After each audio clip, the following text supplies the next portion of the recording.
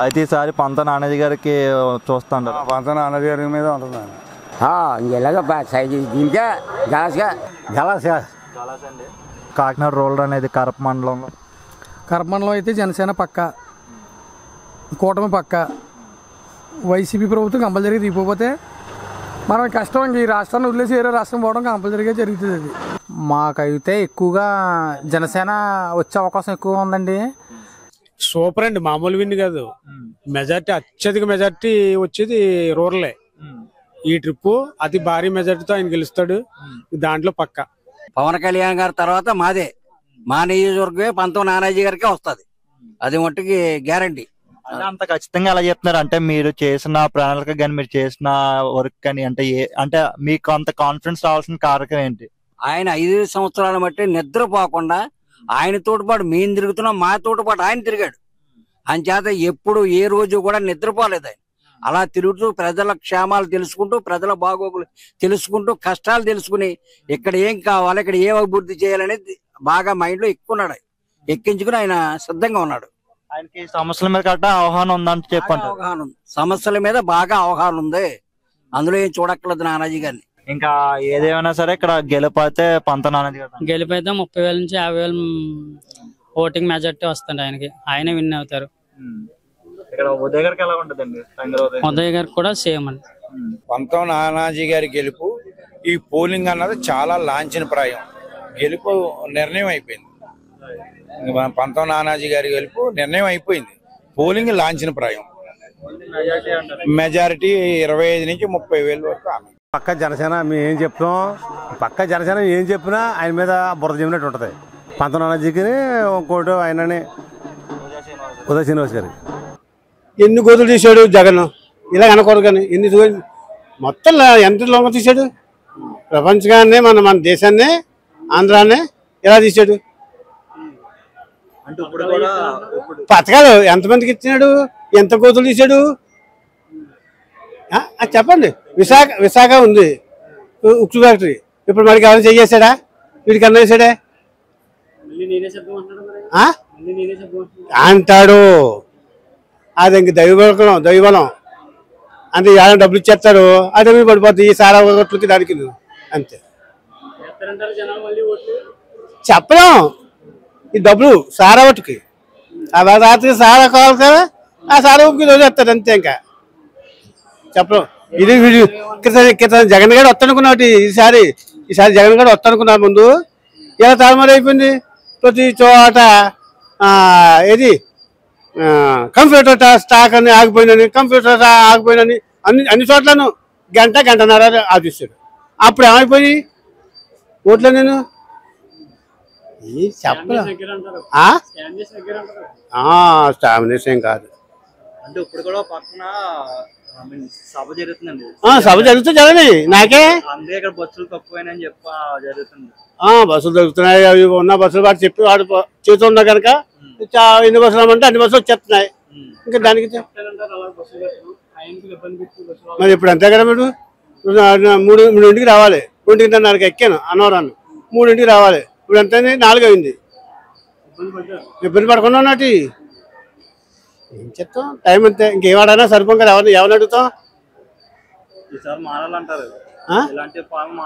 మారాలనే అంటున్నాం. మన వాడేమో మొన్నడతో చేసే బాగానే అనుకున్నాం. మరి వీడు చేశాడు అని గోతులు పెట్టాడు అంతే. గొల్లండి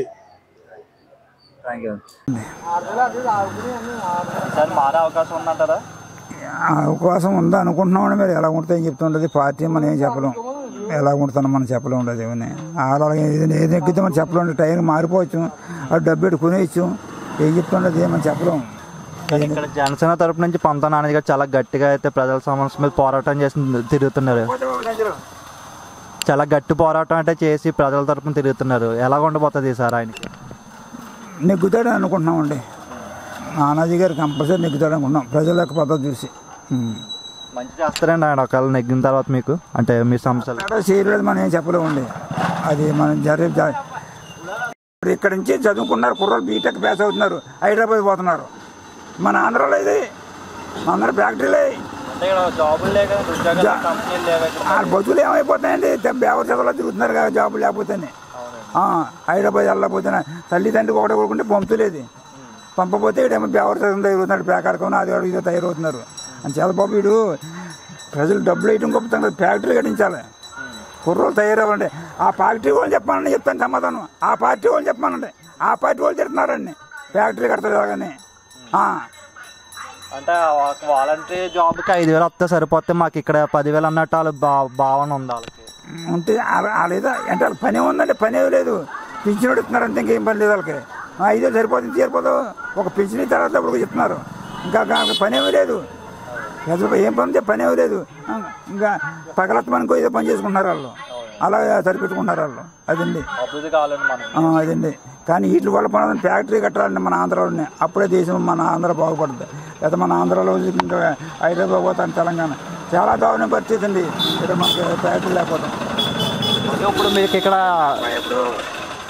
ఇంకానే మాదాపట్నం ఇంకా ఇంపోర్ట్ ఫ్యాక్టరీ ఉందా, అందులో 450 మంది పని చేస్తున్నారు. మా అబ్బాయి ఎందుకు వేస్తున్నాడు, ఆ ఫ్యాక్టరీ తీసేస్తా అన్నాడు. ఇప్పుడు అదే నా కంపెనీ తీసేస్తున్నారు, ఎందుకంటే అక్కడ ఉన్న పరిస్థితి ఎలా ఉందంటే రోడ్లు లేవు, అక్కడ వీధి దీపాలు లేవు, ఇవన్నీ లేకపోవడం వల్ల అక్కడ కంపెనీ తీసి ఇక్కడ వైజాగ్లో పెడుతున్నారు.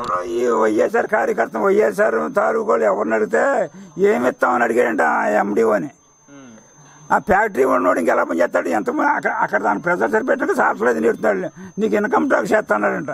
మీరు ఎవరో తెలదు. కాకినాడలో ఉన్న ఒకే ఒక పెద్ద కంపెనీ సాఫ్ట్వేర్ కంపెనీ, అది ఒకటే కంపెనీ, అది ఇప్పుడు వైజాగ్ పెడతారంట.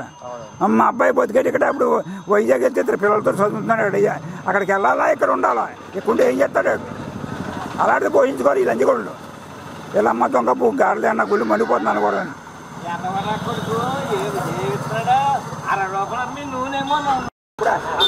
ఫ్యాక్టరీ తేడాడుతున్నా బాగా జరుగుతుంది ఇప్పుడు. ఇప్పుడు మాకు రుణమాఫీ పెడుతున్నాడు, నాకు 2-3 లక్షలు ఉంది సొసైటీలో అప్పు, అయినా అడిగి ఒకటి నేను 2-3 లక్షల కన్నా కుర్రలు భవిష్యత్తు పోతుంది కదండి. ఇప్పుడు ఇక్కడ ఎంపీ కింద పోటీ చేస్తున్న తంగెల ఉదయ్ గారు ఒక టీటైమ్ అనే వ్యవస్థను స్టార్ట్ చేశారండి. దానివల్ల కొన్ని 100 మందికి ఉద్యోగాలు కల్పించారు. అలాంటివి అయితే మనకి ఎంపీ కింద వస్తే బాగుంటుంది అంటారా? ఎవరైనా ఏ పార్టీ అండి జనసేన తరపున పోటీ చేస్తారు. ఎంపీ అయినా చేయనండి బాబు, అలాంటి మన ఓటేది అలాంటి ప్రజలకే కుర్రోలు భవిష్యత్తు గురించి చూడండి ఎవరైనా. అది నేను కోరుకునేది అది ఒకటే, కుర్రోలు భవిష్యత్తులు పోతున్నాయి, అలాంటి పని చేయమనంటే నేను సహకరిస్తాను ఎవరికైనా సరే. కానీ ఇప్పుడు వైఎస్ఆర్ పార్టీ కడప ఎంపీటీసీకి వైస్ ప్రెసిడెంట్ ఇచ్చారు కడప ఆయన.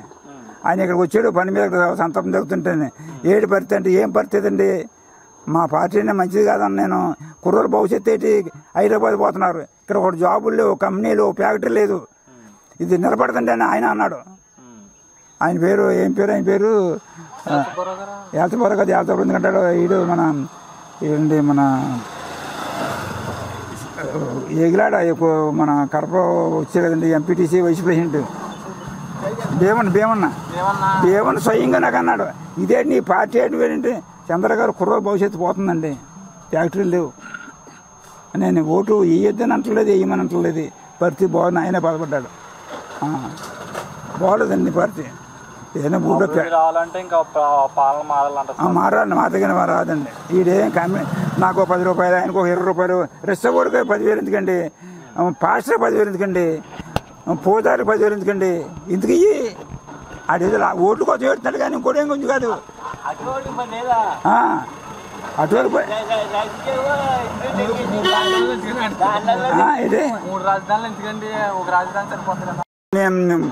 మన ఇటు ఇండియాకి ప్రధాని చేస్తున్నాడు, అటు ఫోటో ఎక్కడ నేర్చుకున్నాడా, ఇది స్వస్తిక్ భారత్ స్వచ్ఛ భారత్ అని కలజోడు పెట్టాడు, ఇంకా అటు ఫోటో ఎక్కడ లేదు.